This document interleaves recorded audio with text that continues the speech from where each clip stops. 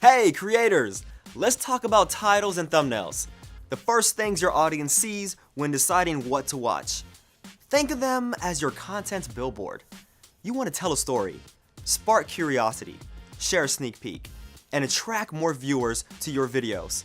We'll cover things to keep in mind when designing thumbnails, tips for writing titles, and how to use analytics to see how these elements are performing. Let's dive in. First, let's talk about thumbnails. Before you design, consider who your target audience is. If you're catering to your subscribers, you may want to feature familiar elements, like a picture of you or your pets. Or if you want to appeal to a broader audience, you can use universally recognizable elements and ask yourself, what value is your video offering the viewer, and how can the thumbnail help communicate that and encourage viewers to watch? Be accurate. It's also very important that thumbnails accurately reflects your content, which can lead to better watch time.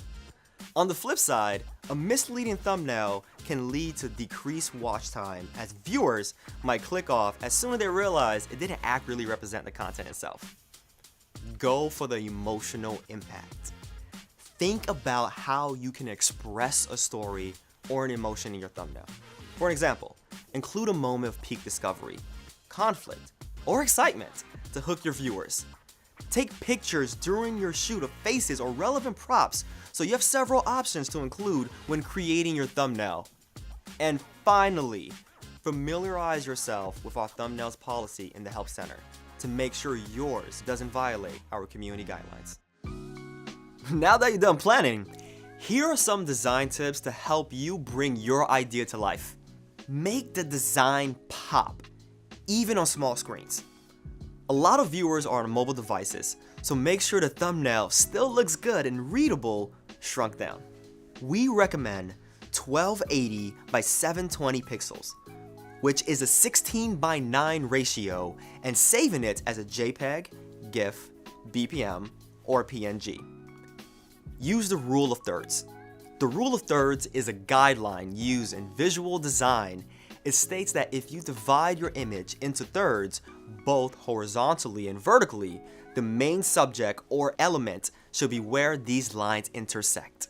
This helps create interest in the composition of your thumbnail. And don't make the design too busy. Dynamic use of color and composition can help catch the eye, but too much can be overwhelming. Strike a balance when using lots of color or elements.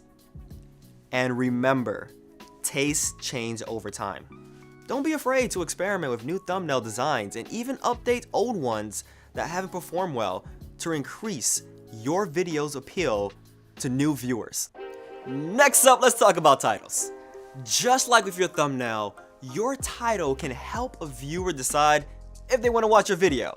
You can think of titles in two categories: searchable and intriguing. Searchable titles are more straightforward, like how to tie a tie.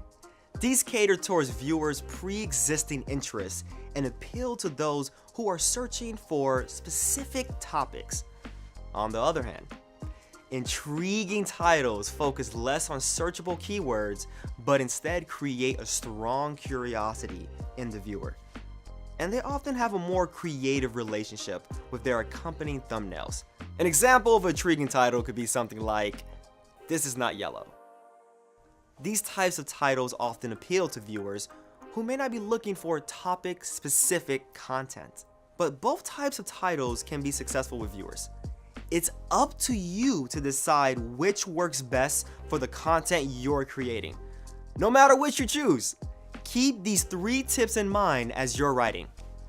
Number 1, be accurate. Your title should represent your video accurately, or else viewers may stop watching, which can affect your discoverability.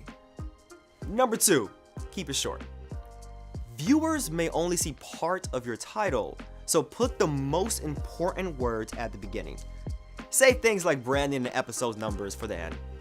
And number 3, limit the use of all caps and emojis.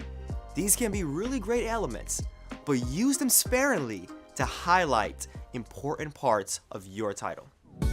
Okay, now that you know the general best practices for thumbnails and titles, let's walk through how you can use analytics to see how yours are performing and to find inspiration.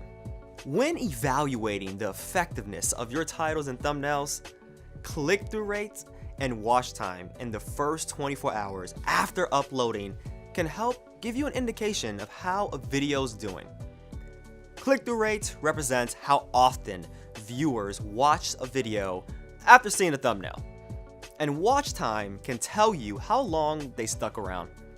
To check engagement with your subscribers, it helps to look at click-through rates in the subscriptions feed. For general audiences, it can be helpful to look at the click-through rate on home, suggested, and search, since this is where viewers often discover new videos and channels.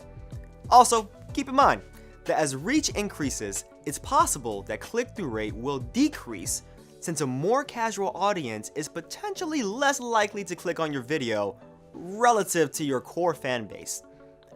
What's most important though is to look at the overall performance of your video. So not just click-through rates, but also things like audience retention and overall watch time.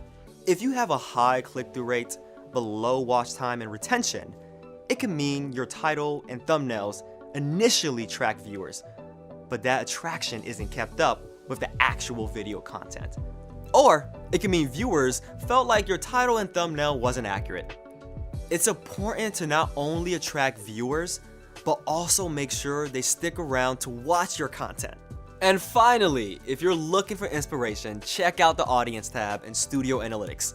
Here you can find other videos your audience watched to spark ideas for your thumbnails and titles. And use the Research tab to explore what your audience and viewers are searching on YouTube. We hope these tips will help you create strong thumbnails and titles for your content. Be sure to check out the links in the description for more info. Thank you for watching.